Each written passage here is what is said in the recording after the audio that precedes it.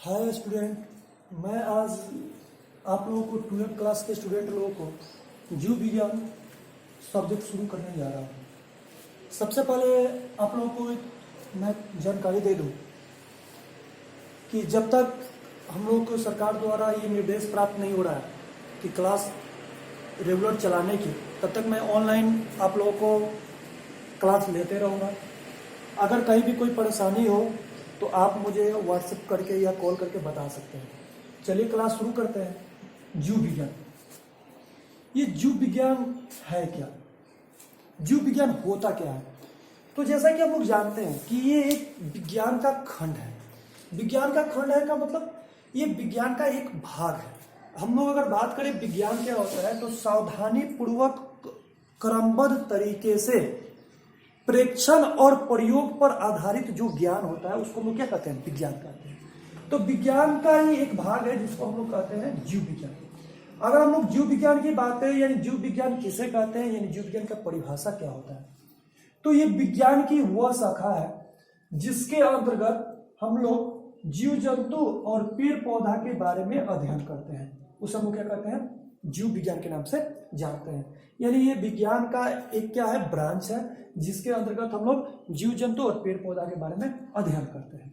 उसे हम लोग क्या कहते हैं? जीव विज्ञान के नाम से जानते हैं। जीव विज्ञान का जो जनक है, यानी द फादर ऑफ बायोलॉजी, यानी जीव विज्ञान के जनक जो है वो अरस्तु को कहा जाता है। अब आइए, अब हम लोग जानेंगे कि जीव विज्ञान के कितने भाग हैं, यानी जीव विज्ञान को कितने खंडों में बांटा गया है। तो जीव विज्ञान के अगर खंड देखेंगे तो जीव विज्ञान दो खंडों में मुख्य रूप से बांटा गया है। फर्स्ट जो भाग होता है वो जंतु विज्ञान का होता है, और सेकंड जो भाग होता है वो आपका वनस्पति विज्ञान का होता है। जंतु विज्ञान को अंग्रेजी में जूलॉजी और वनस्पति विज्ञान को अंग्रेजी में बॉटनी के नाम से जानते हैं। चलिए सबसे पहले हम लोग जानेंगे कि जंतु विज्ञान क्या है। तो जंतु विज्ञान के बारे में जानने के लिए चलिए सबसे पहले हम आपको यहां बताते हैं कि जंतु विज्ञान होता क्या है। तो ये जीव विज्ञान का एक भाग है। तो जीव विज्ञान का वह शाखा जिसके अंतर्गत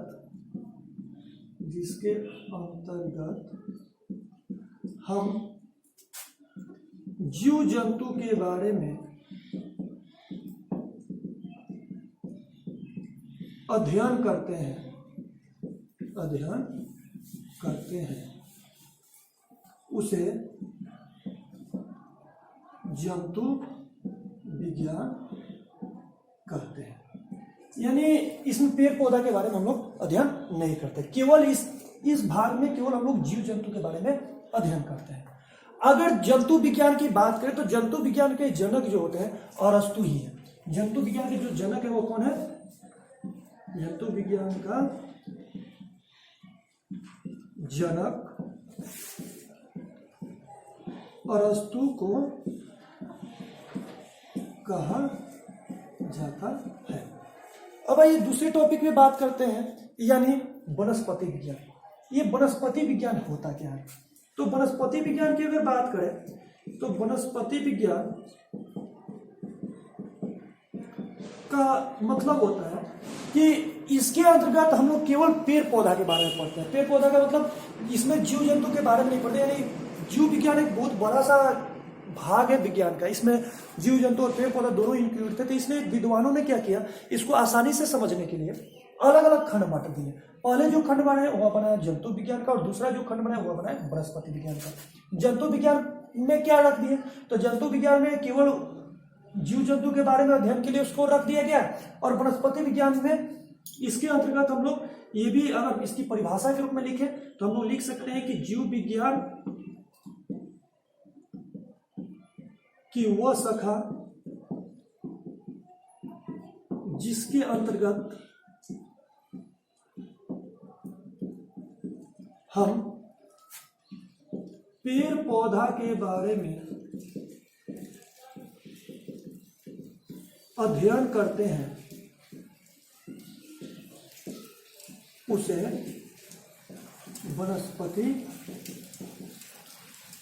विज्ञान कहते हैं। यानी जीव विज्ञान के दो खंड हो गए, एक हो गया जंतु विज्ञान और एक हो गया वनस्पति विज्ञान। जंतु विज्ञान का मतलब इसमें केवल जीव जंतु के बारे में हम लोग पढ़े, और वनस्पति विज्ञान का मतलब इसमें केवल हम लोग पेड़ पौधा के बारे में पढ़े। अगर वनस्पति विज्ञान के जनक की बात करें तो वनस्पति विज्ञान का जनक, वनस्पति विज्ञान का जनक जो वनस्पति विज्ञान के जो जनक है उनका नाम है थियोफ्रेस्टस। थियोफ्रेस्टस वनस्पति विज्ञान का जनक थियोफ्रेस्टस है। ये जैसे जंतु विज्ञान का जो जनक है वो अरस्तु है, और वनस्पति विज्ञान का जनक है वो थियोफ्रेस्टस है। अब हम लोग को ध्यान देना होगा कि ये जो जंतु विज्ञान और वनस्पति विज्ञान दो खंड अलग अलग बांट दिए गए हैं। ये जंतु विज्ञान और वनस्पति विज्ञान के जनक भी बताए गए हैं, लेकिन आधुनिक जो वनस्पति विज्ञान है, आधुनिक वनस्पति विज्ञान के जनक जो है वो लिनियस को कहा जाता है। किसको कहा जाता है बाबू? लिनियस को कहा जाता है। ऐसे वनस्पति विज्ञान का पुराने जो जनक होते हैं वो थियोफ्रेस्टस थे, लेकिन बाद में चल करके जो आधुनिक वनस्पति विज्ञान बना इसके जो जनक है ये लिनियस को कहा जाता है, क्योंकि इन्होंने इसके बारे में और भी सुगमता से बताने की प्रयास किया। अब चलिए, अब हम आप लोगों को बताते हैं, आप लोगों के सिलेबस का फर्स्ट चैप्टर शुरू करते हैं, वो है जनन। जनन होता क्या है? जनन होता क्या है, पहले इसके बारे में अगर हम आप लोगों को बताएं तो जनन का परिभाषा होता है वह प्रक्रिया जिसके द्वारा कोई जीव अपने ही जैसे जीव को जन्म देता है। यानी कभी भी ऐसा नहीं होगा कि घोड़े के पेट से बकरी जन्म ले ली, बकरी के पेट से घोड़ा जन्म ले लिया, ऐसा कुछ नहीं होता। वह अपने ही जैसे जीव को जन्म देगा। ऐसा नहीं होगा कि वह दूसरा है और दूसरा जन्म ले लिया, ऐसा कुछ होता नहीं। तो जनन का परिभाषा होता है कि वह प्रक्रिया जिसके द्वारा कोई भी जीव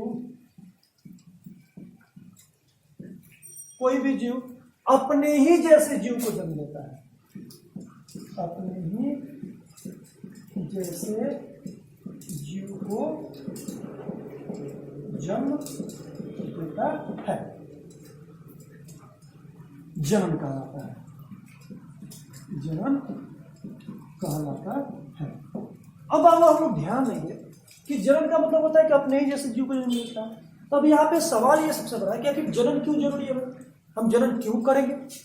तो जैसा कि हम लोग जानते हैं कि इस धरती पर कोई भी जीव आया है तो मृत्यु तो निश्चित है, मरना तो निश्चित है, क्योंकि हर जीव का जीवन अवधि होता है।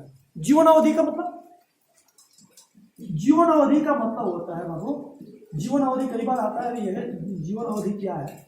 तो किसी जीव के जन्म से लेकर के मरने तक के बीच के समय को, यानी जीव के जन्म से लेकर मृत्यु तक के बीच, मृत्यु के बीच के समय को, बीच के समय को हम लोग क्या कहते हैं? जीवन अवधि कहते हैं। यानी अलग अलग जीवों के अगर बारे में अगर हम लोग जानने की कोशिश करें कि कौन से जीवों का जीवन अवधि क्या क्या होता है, तो अलग अलग जीवों का अलग अलग जीवन अवधि होता है। सब जीव के जीने की उम्र होते हैं, ये इतने दिनों तक अधिकांशतः जी सकते हैं, ये इतने दिनों तक जी सकते हैं, ऐसे ऐसे जीवों की अवधि होती है। तो जैसे मैं एक एग्जाम्पल के लिए ले लूँ, तो जैसे हम लोग एक तितली ले लेते हैं। क्या ले लेते हैं? तितली की जीवन अवधि जो होती है वो 1 से 2 सप्ताह हो सकती है। अब देखिए ये क्या होता है कि अगर तितली एक जीव है और इसके जीने की जो समय है वो 1 से 2 सप्ताह में इसकी मृत्यु निश्चित है, या थोड़े दिन के बाद ये मृत्यु इसकी हो जाएगी। तो इस स्थिति में जब इसकी मृत्यु हो जाएगी तो इसकी जो संतति होगी वो इस पृथ्वी से तो हट जाएगी। तो इसको बचाने के लिए जनन प्रक्रिया आवश्यक है। कोई भी जीव हो, तितली हो, मनुष्य हो, भेड़ हो, घोड़ा हो, बकरी हो, कोई भी जीव हो, अगर उसके जीवन की संतति को बनाए रखना है, उसको उसकी प्रजाति को यहाँ पे बनाए रखना है, इस धरती को बनाए रखना है, तो उसके जनन प्रक्रिया करना अनिवार्य है। अब आए कि एग्जाम में क्वेश्चन भी आता है कि जीवों में जनन क्यों आवश्यक है? जीवों में जनन क्यों आवश्यक है? तो इसका आंसर एक शब्द में हो सकता है कि इस धरती पर जीवन के अस्तित्व को बनाए रखने के लिए कोई भी जीव है और जीवन का अपना वंश जाति चलता रहे, उस अस्तित्व को बनाए रखने के लिए जीवों में जनन जो होता है आवश्यक है। अब देखिए, अब अगर तितली का 1 से 2 सप्ताह होता है, अगर एक अगर बरगद का पेड़ ले लें, बरगद का पेड़, इसकी उम्र बाबू 200 वर्ष होती है। ये थोड़ा सा कम ज्यादा भी हो सकते हैं, किसी बुक में कम भी दिया है, किसी बुक में ज्यादा भी दिया है, उसे आपको टेंशन की जरूरत नहीं है, थोड़ा बहुत कम ज्यादा हो सकते हैं, अनुमानित वर्ष इसमें लिखे हुए हैं। तो 200 वर्ष होते हैं। अगर हम लोग इसी जगह पे अगर हम लोग कछुआ की बात करें, कछुआ जीव है जैसा कि आप लोग जानते हैं, कछुआ की उम्र जो होती है वो 100 से 150 वर्ष होती है, यानी कछुआ 100 से 150 वर्ष जिंदा रहता है। यानी अगर कोई अकाल मृत्यु नहीं हो तब। अब कभी होता है कि कुछ आदमी तो कोई कछुआ है वो 2 महीने में ही मर जाता है, आप मार करके खा लिया, कोई दूसरा जीव उसको मार के खा लिया, तो ऐसी स्थिति में वह उसकी एक्यूरेट उम्र नहीं हुई। वो एक्यूरेट उम्र का मतलब उसको कोई दिक्कत नहीं, उसको कोई आप व्यवधान नहीं डाल रहे हो, कोई तरह का उसको दिक्कत नहीं पहुंचा रहे हो, और उसके जन्म से लेकर मरने के बीच के जो समय होता है, अधिकतम समय ये हो सकता है, वह उसकी जीवन अवधि के नाम से जानी जाती है। अब चलिए हम आप लोगों को बताते हैं, अगले टॉपिक की बात करते हैं कि जीवन अवधि के बाद हम लोग ये जानेंगे कि ये जो जनन है, जो भी हम लोग के धरती पर जीवन का अस्तित्व बनाए रखने के लिए जरूरी है, इस जनन को कितने भागों में बांटा गया है। तो जनन के अगर भाग देखें तो जनन को मुख्य रूप से 2 भाग में बांटा गया है। जो फर्स्ट भाग होता है वो अलैंगिक जनन होता है, और दूसरा जो जनन होता है वो अलैंगिक जनन होता है। अब सबसे बड़ा सवाल कि अलैंगिक जनन क्या है और लैंगिक जनन क्या है। तो अलैंगिक जनन का मतलब होता है कि वैसे जीव जिसका जन्म एकल जनक द्वारा होता है। एकल जनक का मतलब एक जीव के द्वारा होता है, उसमें जाइगोट का या जुग्मनज का या जुग्मक की आवश्यकता नहीं पड़ती है, तो उसको हम लोग क्या कहते हैं, अलैंगिक जनन कहते हैं। यानी अलैंगिक जनन क्या है, तो अलैंगिक जनन का परिभाषा हम लोग लिख सकते हैं, जनन की वह प्रक्रिया जिसमें जीव का निर्माण एकल जनक द्वारा होता है,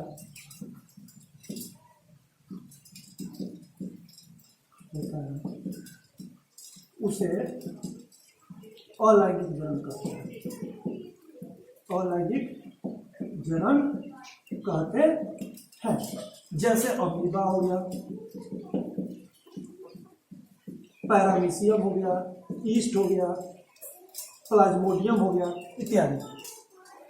अगर लैंगिक जनन की बात करें कि लैंगिक जनन होता क्या है, तो लैंगिक जनन का मतलब होता है बाबू कि ऐसी प्रक्रिया जिसमें नर तथा मादा युग्मक के मिलने से, यानी जनन की ये एक ऐसी प्रक्रिया है जिसमें नर युग्मक और मादा युग्मक दोनों के मिलने से एक नए जीव की उत्पत्ति होती है, तो उसे हम लोग क्या कहते हैं, लैंगिक जनन के नाम से जानते हैं। यानी हम लोग लिख सकते हैं कि जनन की वह प्रक्रिया जिसमें नर युग्मक तथा मादा युग्मक के मिलने से नए जीव का निर्माण होता है, नए जीव का निर्माण होता है, उसे लैंगिक जनन कहते हैं। जैसे मनुष्य है, घोड़ा है, बकरी है इत्यादि, बहुत सारे चीज होता है। जैसे मान लीजिए जैसे मनुष्य, घोड़ा, बकरी, बंदर इत्यादि। तो ये हो गया जनन। चलिए इसके बारे में फिर से एक बार ध्यान देते हैं। जनन क्या है, तो जनन वह प्रक्रिया है जिसमें कोई जीव अपने ही जैसे जीव को जन्म देता है, वह जनन कहलाता है। अब सबसे बड़ा चीज, जनन क्यों आवश्यक है, तो जनन इसलिए आवश्यक है बाबू क्योंकि इस धरती पर जो भी जीव आता है उसका मरना निश्चित है, और वो मरेगा तो उसकी जीवन अस्तित्व खत्म हो जाएगी। फिर वैसा जीव होगा कि नहीं होगा, तो वह खत्म नहीं हो, वह समाप्त ना हो, तो उसको बनाए रखने के लिए जनन आवश्यक है।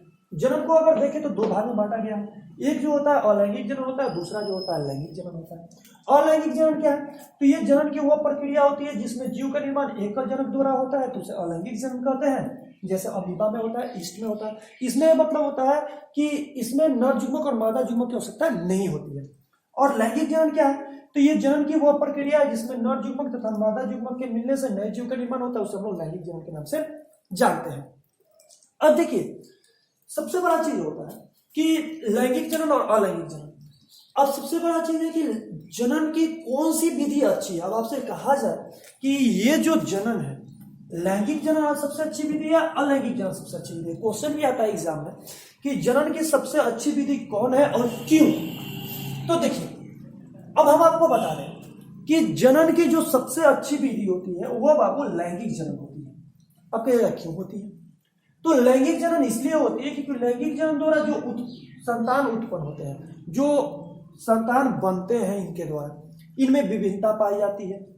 ये अधिक जीवन क्षम होते हैं, ये अधिक दिनों तक जिंदा रह सकते हैं, और ये जो होते हैं क्लोन नहीं बनाते। क्लोन नहीं बनाने का मतलब अपने ही जैसे जीव का निर्माण नहीं करते हैं। इसलिए लैंगिक जनन को जनन की सबसे अच्छी विधि मानी जाती है। और अलैंगिक जनन को क्यों नहीं माना जाता? क्योंकि ये क्लोन बनाते हैं। क्लोन बनाने का मतलब इसमें जो होते हैं अनुवांशिक रूप से एक समान होते हैं। यानी इन अलैंगिक जनन में जो जीव बनते हैं उनमें अनुवांशिक रूप से विभिन्नता नहीं पाई जाती है, इसलिए ये जनन की सबसे अच्छी विधि नहीं मानी जाती है। अब क्वेश्चन आता है एग्जाम में कि क्लोन क्या है, यानी क्लोन किसे कहते हैं। चलिए ये भी मैं बता देता हूं कि क्लोन क्या है।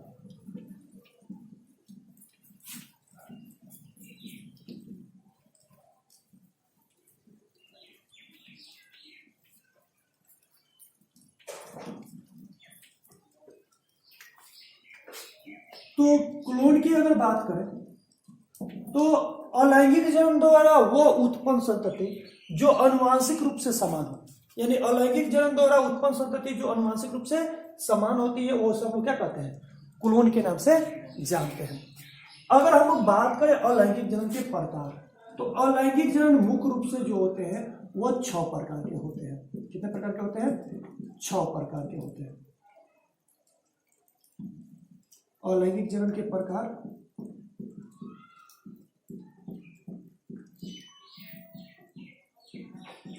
तो अलैंगिक जनन जो होते हैं मुख्य रूप से 6 प्रकार के होते हैं, जिसमें मुकुलन आता है, कायिक प्रवर्धन आता है, विखंडन आता है, बहुत सारे चीज इसमें आते हैं। 6 खंड। मैं अगले क्लास में इसके बारे में चर्चा करूंगा। मैं आपको एक और चीज बता दूं, मैं आपको एक पिक के माध्यम से मैं कुछ जनक का नाम और जीव विज्ञान के जो भाग हैं, जो ब्रांचेज हैं, उसका नाम मैं आपको दूंगा, जिसको आप याद कर लेंगे। और मैं जो आज मैं आपको पढ़ा हूं इसको मैं एक पीडीएफ के माध्यम से आपको दूंगा, जिससे आप उसको देख भी सकते हैं। और इसके अलावा मैं कुछ जीवों की जीवन अवधि भी आपको भेजूंगा, जिसको आप याद कर लोगे, जो कि ऑब्जेक्टिव क्वेश्चन एग्जाम में आते हैं। अब मैं अगले क्लास में जब मिलूंगा तो अलैंगिक जनन के प्रकार के बारे में बताऊंगा। आज चूंकि फर्स्ट क्लास है, समय बहुत कम है, मैं अगले क्लास में जरूर मिलूंगा। धन्यवाद।